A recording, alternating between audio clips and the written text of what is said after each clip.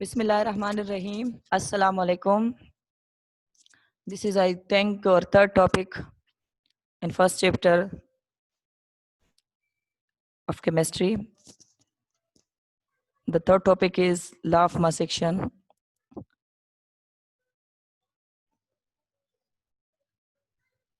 Law of mass action, it is proposed by Goldberg and Weig. These two are chemists in 1864.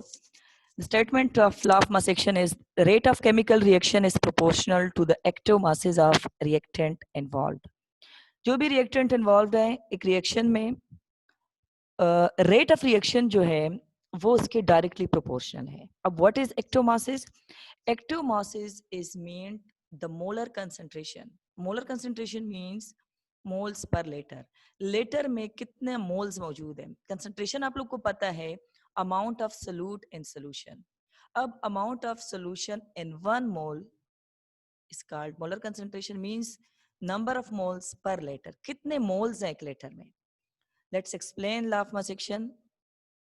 Let's consider a general equation. हम एक general reaction जो है वो equation और reaction जो है वो present करते हैं. Small a and capital A plus small b and capital B.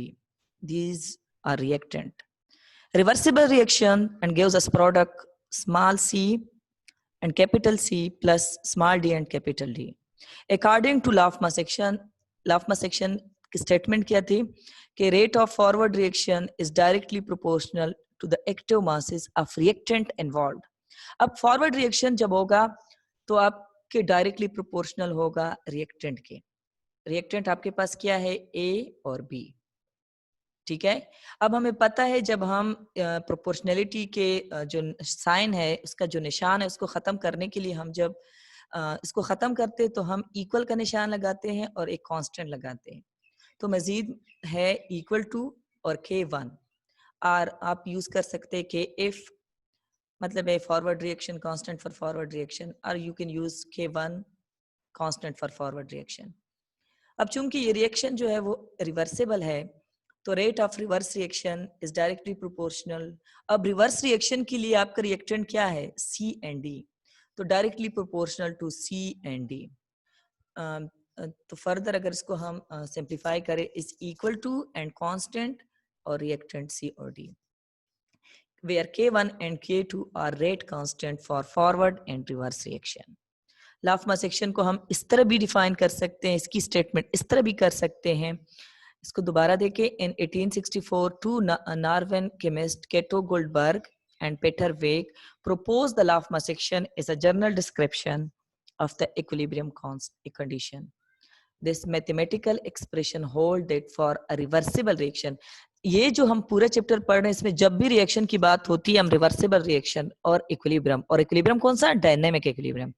Okay, that for a reversible reaction at equilibrium and at constant temperature, a certain ratio of reactant and product concentration is a constant value K. The equilibrium constant means आपका जो reaction है, जो rate of reaction है, वो depend करता है temperature पे. आपका temperature जो है वो constant होगा, तो ratio जो है वो constant आएगी. Consider उसी तरह है.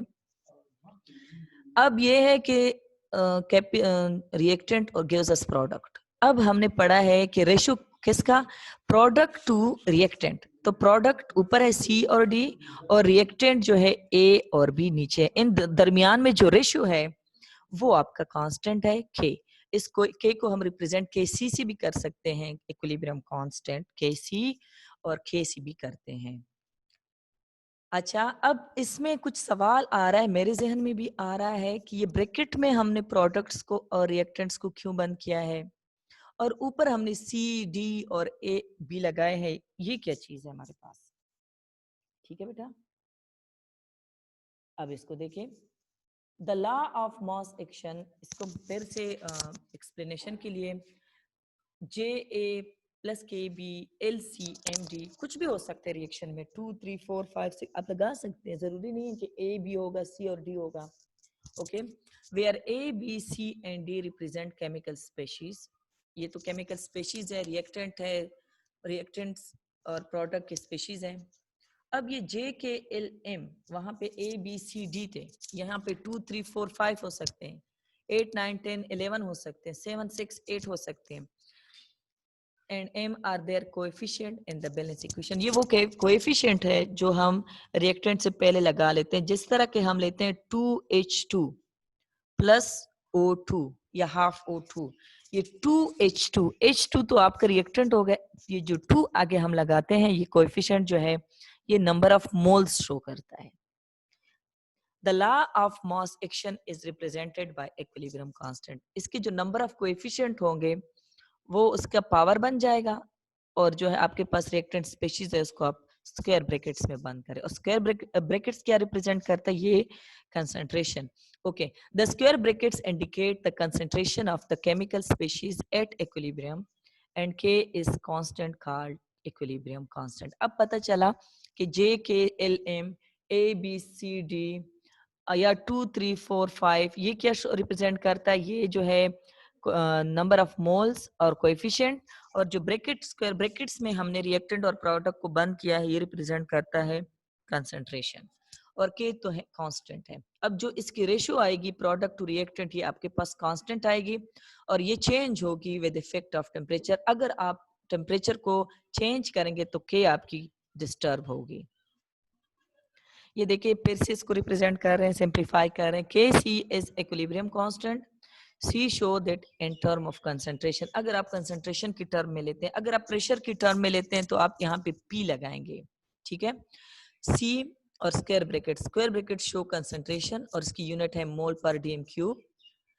D square bracket show concentration in mole per dm cube, और जो है बी, ये ए, ये सी, ये डी, ये क्या चीज शो करता है, the indicates the number in front of each substances in a chemical reaction. जो कोएफिशिएंट होता है जो सामने आपको होता है 2 3 4 5, ये शो करता है।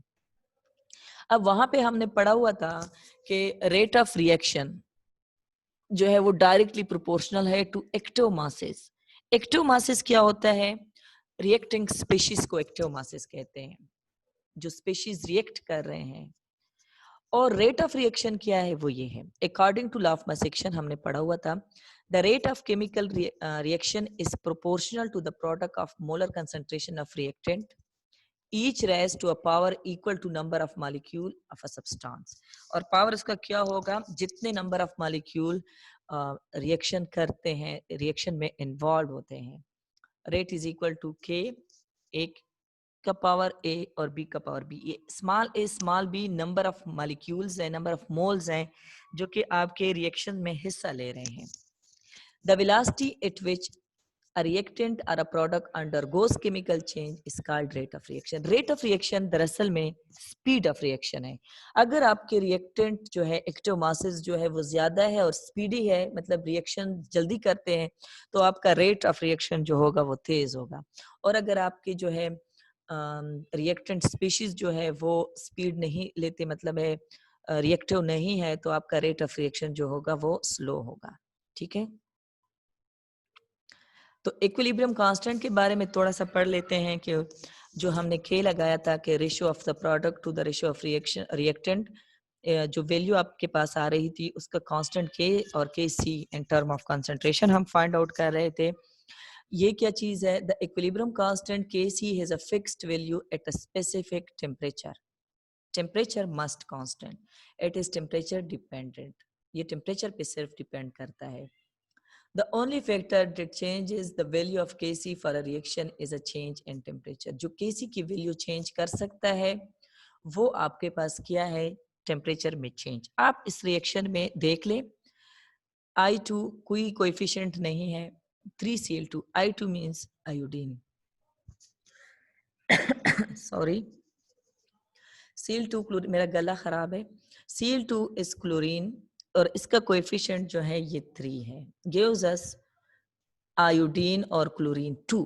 अब देखो प्रोडक्ट को आप ऊपर लगाएंगे, ICl3 ऊपर 2, क्योंकि 2 मॉलिक्यूल जो है बने हैं प्रोडक्ट के और रिएक्शन कर रहे हैं, तो इस वजह से इसका कोएफिशिएंट पावर जो है, कोएफिशिएंट जो है वो पावर में चेंज हो जाएगा। रिएक्टेंट नीचे लिखोगे, आयोडीन का 1 है मॉलिक्यूल, 1 मोल है, तो 1 लिखते हम नहीं है, लेकिन मोलर कंसंट्रेशन में बंद करेंगे। क्लोरीन को मोलर कंसंट्रेशन में बंद करो, 3 मॉलिक्यूल, 3 नंबर ऑफ मोल्स, 3 जो है number of moles, number of moles show करता है, वो आपका हिस्सा ले रहे हैं रिएक्शन में, तो उसको पावर बनाएंगे। ठीक है। The equilibrium constant expression has a concentration of products in the numerator raised to the power of coefficient and the concentration of reactant in the denominator also raised to the power of coefficient. जो denominator में होगा coefficient वो भी power में बन जाएगा, और अगर न्यूमरेटर में है मतलब प्रोडक्ट, वो भी उसका प्रोडक्ट जो है पावर में चला जाएगा। To calculate Kc for a reaction the equilibrium concentration of reactant would be multiplied together, तो इसको मल्टीप्लाई करें। लॉ ऑफ मास सेक्शन को दोबारा एक दफा देख लें। K values Kc और K EQ मीन इक्विलिब्रियम में, या AQ जो है एक्वियस में, अगर P तो प्रेशर में। Law of mass action for a general reaction of the form A, B, B, C, D. The law of mass action states that the equilibrium condition is expressed by the equation Kc, C power C, D power D. ये जो है power जो है ये इसकी coefficient है। Thank you very much, stay with me इंशाल्लाह।